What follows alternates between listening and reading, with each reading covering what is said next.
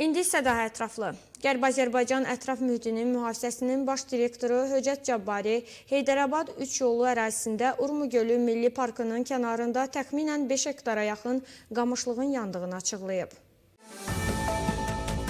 Höccət Cabbari bugün səhər yanğının nəzarət altına alındığını elan edərək bildirib. Bu hadisənin səbəbi hələlik məlum deyil. Lakin dəlillər onun baş verməsində insan faktorlarının təsirini göstərir. Yanğın söndürülməsi əməliyyatı Sulduz rayon ətraf mühitinin mühafizəsi idarəsinin yanğın söndürənləri, ekoloqları, yol təsərrüfatı idarəsinin əməkdaşları ilə həyata keçirilib və son nəticədə yanğın tamamilə söndürülüb. Cabbari təbii yaşayış yerlərinin qorunmasının vacibliyini vurğulayaraq insanları, xüsusən də turistləri və təbiət həvəskarlarını vəhşi təbiət növlərinin, xüsusən də su bataqlıq ərazilərinin qamışlığında yuva quran quşların çoxalma mövsümündə yandığına səbəb ola biləcək hər hansı təhlükəli hərəkətlərdən çəkinməyə çağırıb.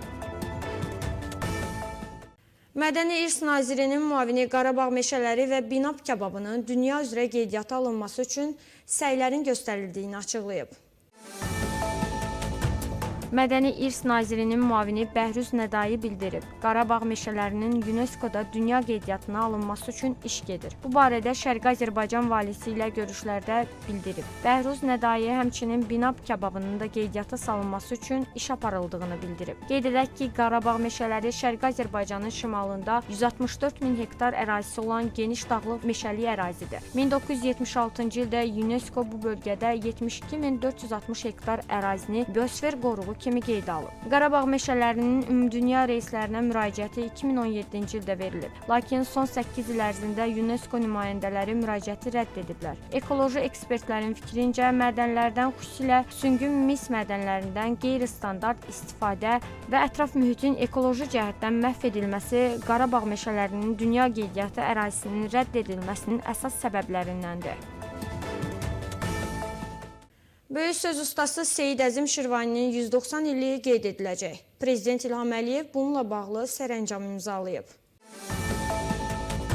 Sənədə əsasən Mədəniyyət Nazirliyi Azərbaycan Milli Elmlər Akademiyası ilə birlikdə Böyük Azərbaycan şairi Seyid Əzim Şirvaninin 190 illiyinə dair tədbirlər planı hazırlayıb həyata keçirilməlidir. Sərəncamda bildirilib ki, 2025-ci ildə Azərbaycan ədəbiyyatının görkəmli nümayəndəsi, qüdrətli şair və böyük maarif xadimi Seyid Əzim Şirvaninin anadan olmasının 190 ili tamam olur. Qeyd edək ki, dəyərli poetik nümunələrdən ibarət parlaq lirikasında mənəvi gözəlliyi tərənnüm edən şair eyni zamanda realist satiralarında dövrün aktual məsələlərinə kəskin münasibət bildirib. Didaktik əsərlərində humanist ideyaların təbliğinə xüsusi diqqət yetirib. Seyid Əzim Şirvani cəmiyyətin sosial-mədəni tərəqqisi uğrunda qabaqcıl ziyalıların apardığı mübarizənin daim ön sıralarında dayanıb. Onun xalqa xidmət naminə öz maarifçi düşüncələrini gerçəkləşdirmək arzusu ilə ana dilində açdığı yeni üsullu məktəb Azərbaycan təhsili tarixində dərin iz qoyub.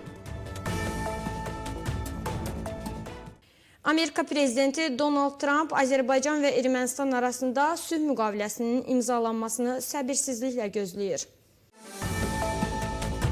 Bunu Amerika Dövlət Departamentinin Enerji Resursları İdarəsinin baş müşaviri Erik Jacobs, Güney Qaz Dəhlizi Məşvərət Şurası çərçivəsində 11-ci və Yaşıl Enerji Məşvərət Şurası çərçivəsində 3-cü nazirlər görüşündə bildirib. Onun sözlərinə görə sülh müqaviləsi Güney Qafqaz regionu üçün təhlükəsizlik və rifah dövrünün başlanğıcı olacaq. O əlavə edib ki, möhkəm sülh münaqişələr zəncirini qıracaq və Güney Qafqazda təhlükəsizlik və rifah dövrünün başlanğıcını qoyacaq. İsfahan əyalətinin şərqində yerləşən Ziyar şəhərində əkinçilər və kənd təsərrüfatı sahəsində çalışanlar yenidən etiraz eyləmi keçiriblər.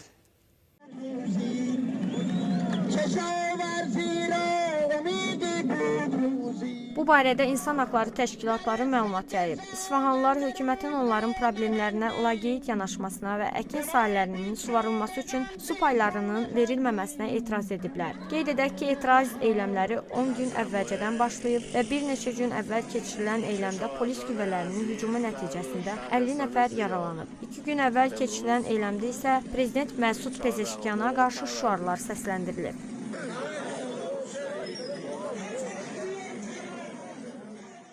BMT-nin İnsan Haqları Şurası Cenevrədə keçirilən 58-ci illik iclasın sonunda İranda insan haqlarının pozulmasını pisləyən qətnamə qəbul edib.